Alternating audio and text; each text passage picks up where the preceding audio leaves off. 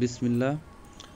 আজকে ট্রান্সফরমার রিউইন্ডিং এর transformer core assembling এর একটি ভিডিও নিয়ে আপনাদের সামনে হাজির হয়েছি।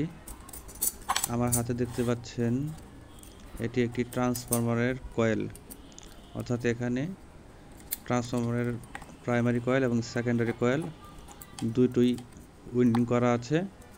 এখন এখানে ল্যামিনেটিং কোরগুলো অ্যাসেম্বলিং করা হচ্ছে।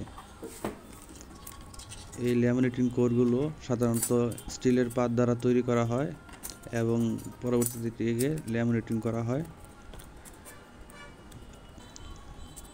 এই পর্যায়ে দেখতে পাচ্ছেন আপনারা এই ল্যামিনেটিং কোরগুলোকে দুই পাশ থেকেই একটি একটি করে কোর বসানো হচ্ছে, এই পাশ থেকে একটি, এই পাশ থেকে একটি, এবং পরবর্তীতে মাঝখানে যে ফাঁকা জায়গাটা থাকে সেই ফাঁকা জায়গায় ছোট ছোট ল্যামিনেটিং কোর দিয়ে গ্যাপ ফিল আপ করা হবে।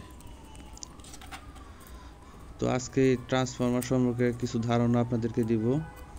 এই কোর কি কাজে আসে, ট্রান্সফরমারের ভিতরে এই ল্যামিনেটিং কোর কি কাজে আসে। তো এর জন্য বুঝতে হলে দুইটি ধাপ পার করতে হবে। প্রথম ধাপ আলোচনা করি প্রাইমারি সাইড থেকে, অর্থাৎ প্রাইমারি কয়েলে যখন ইলেকট্রিসিটি সাপ্লাই করা হয় তখন এই কয়েলের মধ্যে একটি চুম্বক ক্ষেত্র তৈরি হয়। যেহেতু এটি এসি কারেন্ট অর্থাৎ অল্টারনেটিভ কারেন্ট, এই কারেন্টের দিক প্রতিনিয়তই উভয় মুখে প্রবাহিত হয় এবং এটি সেকেন্ডে 50 বার পরিবর্তিত হয়। এই পরিবর্তনের ফলে কয়েলের মধ্যে থাকা চুম্বক ক্ষেত্র তৈরি হয় এবং এই চুম্বক ক্ষেত্রটিও পরিবর্তনশীল। আমরা জানি যে কোনো চুম্বক ক্ষেত্রের মধ্যে যখন কোনো ধাতব বস্তু প্রবেশ করানো হয় তখন ওই ধাতব বস্তুটিও চুম্বকের মতোই আচরণ করতে থাকে, অর্থাৎ সেই ধাতব বস্তুটিও চুম্বকে পরিণত হয়। তো এখানে কয়েলের মধ্যে যে চুম্বক ক্ষেত্র তৈরি হলো তা এই ল্যামিনেটেড কোরের মধ্যে চুম্বক হিসাবে কাজ করে, অর্থাৎ এখানে সাপ্লাই দেওয়ার পর এই কোরটি একটি চুম্বক ক্ষেত্র তৈরি করে। এখন এই চুম্বকটি ক্রমাগত পরিবর্তনশীল, অর্থাৎ এটি 1 সেকেন্ডে 50 বার তার দিক পরিবর্তন করছে। একবার হচ্ছে উত্তরমুখী, একবার দক্ষিণমুখী, নর্থ পোল সাউথ পোল দুইটি সে তৈরি করছে এবং এটি সেকেন্ডে 50 বার সে পরিবর্তন করছে।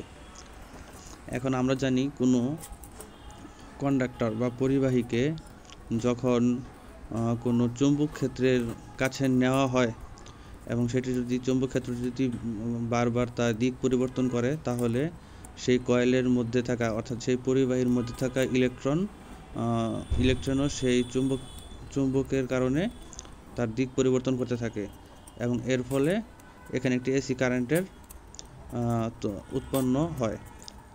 তো এখানে যখন এই কোরের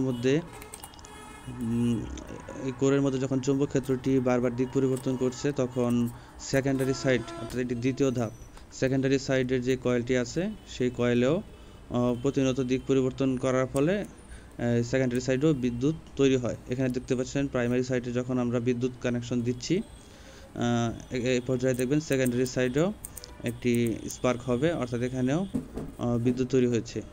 এর মূলত কারণ হচ্ছে ইলেকট্রোম্যাগনেটিজম। এখন দেখে নিই এটি থেকে কত ভোল্টেজ পাওয়া যায়। আপনারা দেখছেন এখানে একটি মিটার কানেকশন করে নিয়েছি এবং এখান থেকে প্রায় 6.69 ভোল্ট অর্থাৎ এটি 6 ভোল্টের একটি ট্রান্সফরমার তৈরি হয়েছে।